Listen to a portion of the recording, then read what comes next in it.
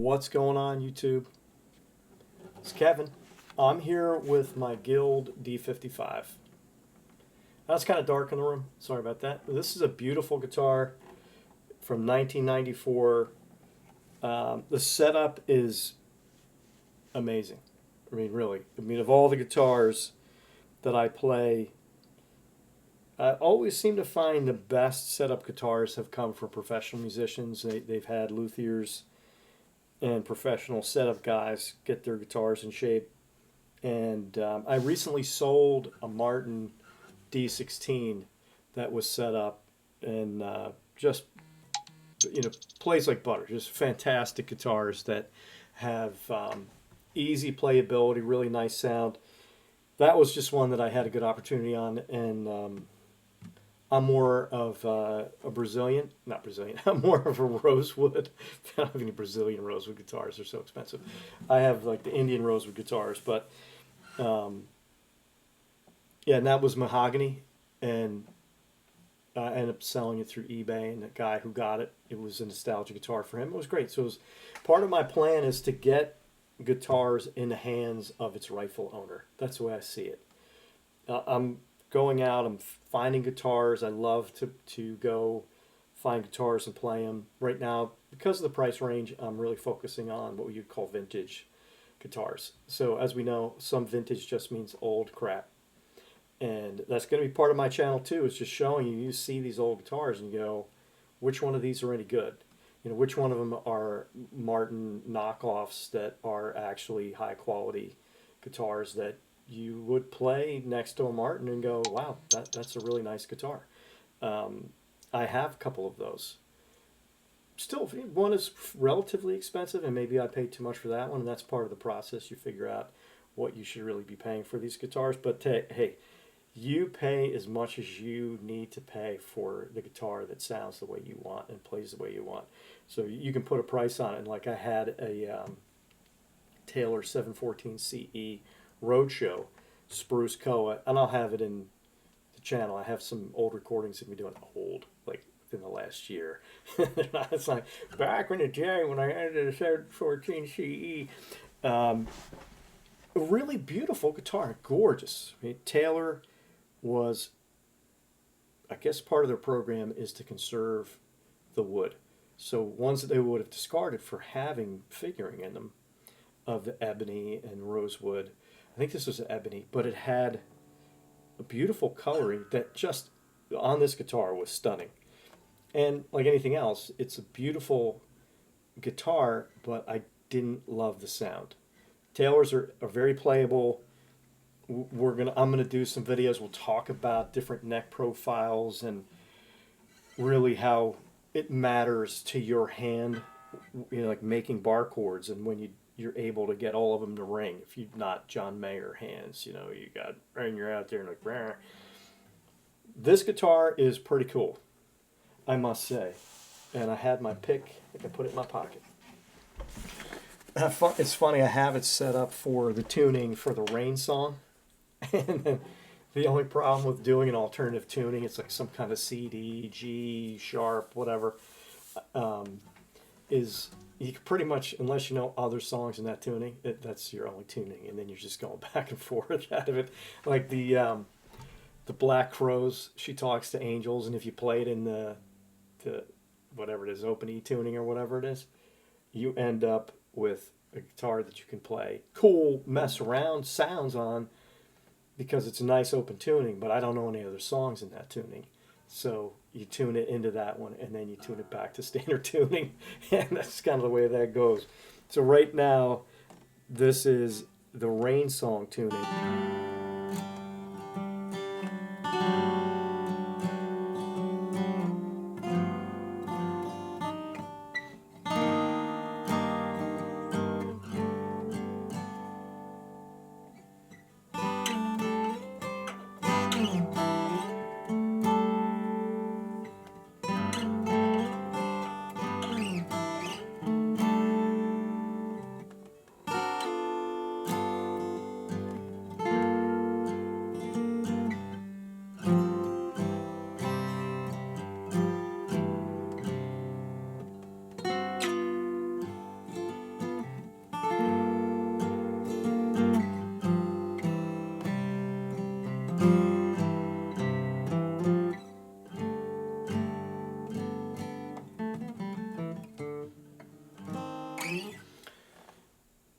it's pretty cool.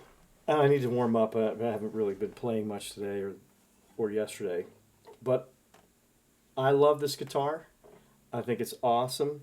I think there's only two things about this guitar that maybe don't lend it to me saying, I don't need another guitar. I found the one. It's shit. It's fun to play all the time. A little heavy. And it has a little bit longer scale length than typical Martins, or the Gibsons are a little bit shorter scale length.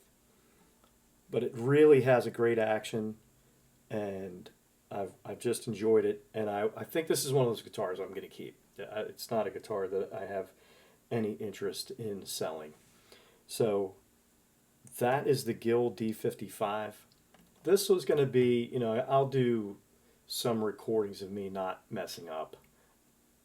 And then I'll put them together with some of these other guitars so you can have a bass line of the guitar. So again, part of my premise with this is I want to sell some guitars because I want to be able to buy some guitars that I can own for a period of time, and then I want to sell them and to get the guitar in the hands of the rightful owner. That's the way I think about it, because there are some people who their hobby isn't owning and trading guitars and playing.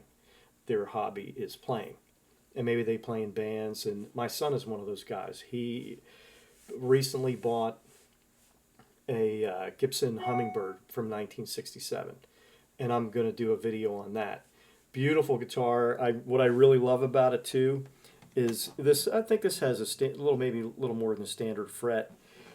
He's got jumbo frets on that, and one of these vintage guitars that I bring in, one of my projects is going to be, if I can, to put some jumbo frets on it. I'd really liked playing that guitar with the jumbo frets. I'm just learning about some luthier stuff, but I'm willing to try. And if this guitar didn't spend a tremendous amount of money on, why not do something cool and make a guitar more fun and playable? But I am going to do a video on his Hummingbird, and right now it has dead strings. He's kind of a dead string guy, but I am going to change the strings for him. We're going to play it with both string sets on there, and we can see the difference in sound for a vintage guitar. It's funny, I was like afraid of turning the tuning pegs because it's from 1967. I'm like, I don't want to break a tuning peg.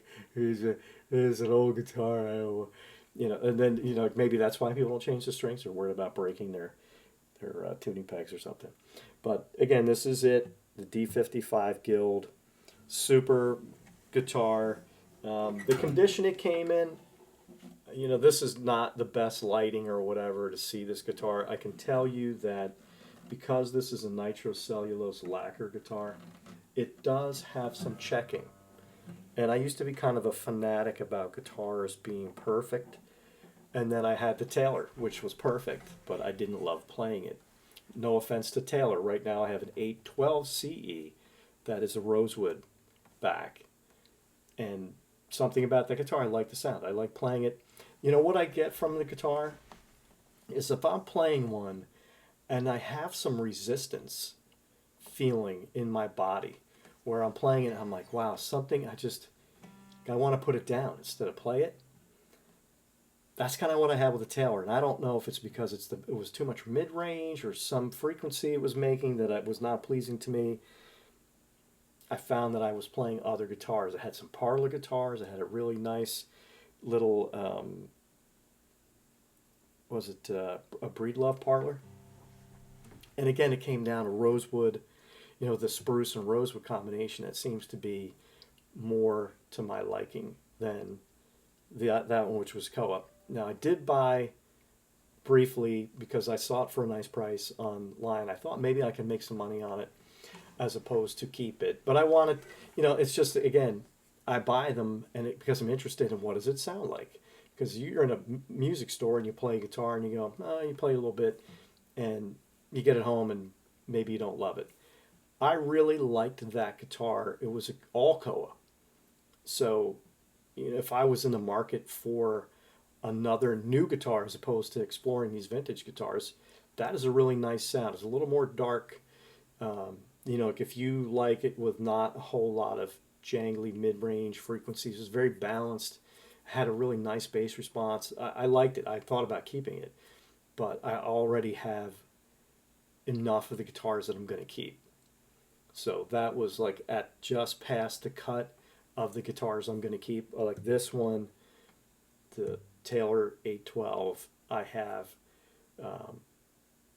one or two more of the guitars that are, one is a, I'm probably going to sell it. I have an Epiphone of the Master Built, and I think they're a very underrated guitar. It's just a great guitar. It was, again, another guitar owned by a professional player. Not like, you know, he was a guy who was in a band, let's put it that way. He has his own studio in his house. But it was set up well, and it sounds great. It's a solid spruce top, rosewood back and sides, and again, the action, the setup of the guitar is really nice. And I'm going to sell that one just to make room for something else to come in. So again, I'm buying and selling them for videos, so you can see them, so you can see what these other guitars are in whatever price range. I know there are lots of guys doing it, and I'm just doing it because I want to do it. And then it'll be different when I do it than when they do it. That's the whole idea. So I'm going to show that one too, and that one's going to be for sale. Whether or not I make any money on it, I'm going to try to at least break even. That's part of the deal. If you can't make money, don't lose money.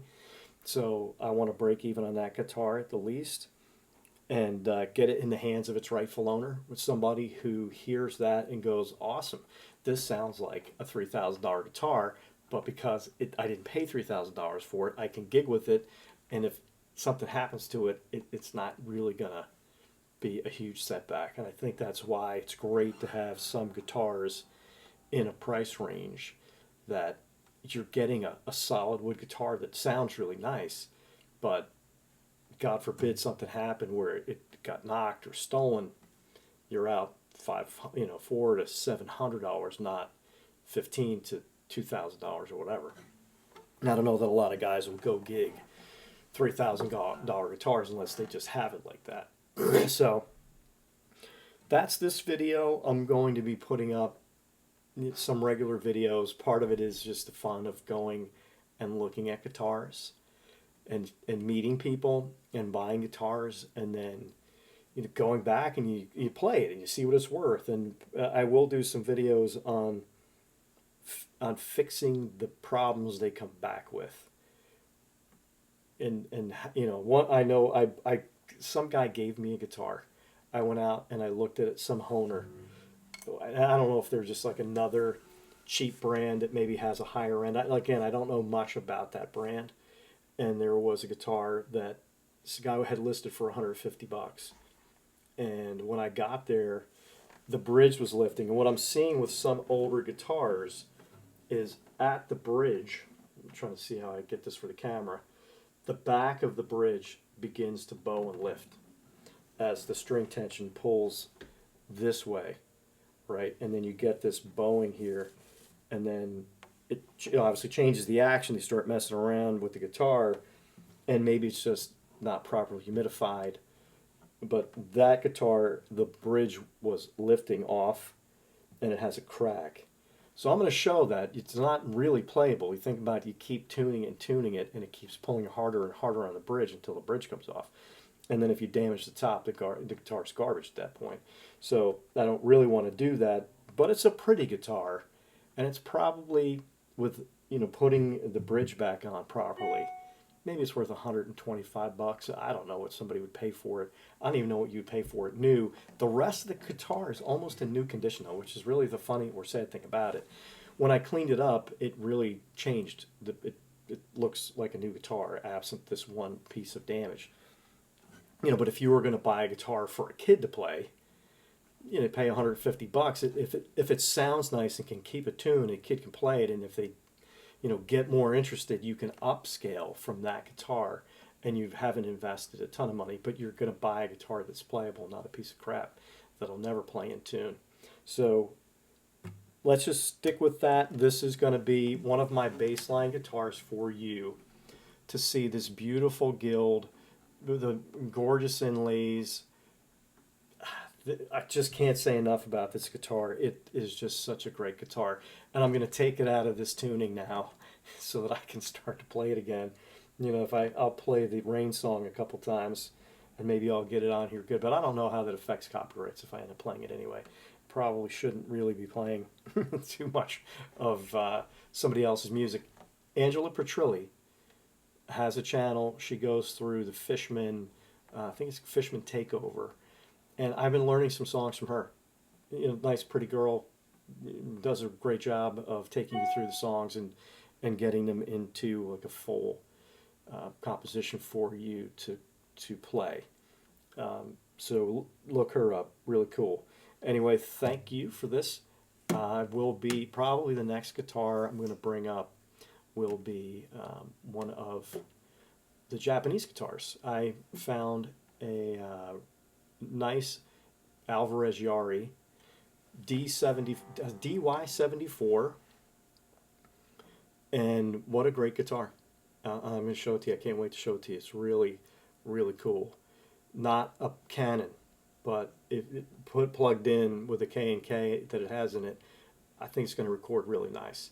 So I'm not going to be plugging in to record, but I think maybe when I do, if I get an audio interface and I plug it in, maybe that'll be something that I try. And, you know, just because some of these guitars like this one, they do have a pickup system. And then that's another way to evaluate what's going on with the guitar, what it sounds like plugged in versus just through a USB microphone like I have right here. So awesome, guys. Thanks for watching.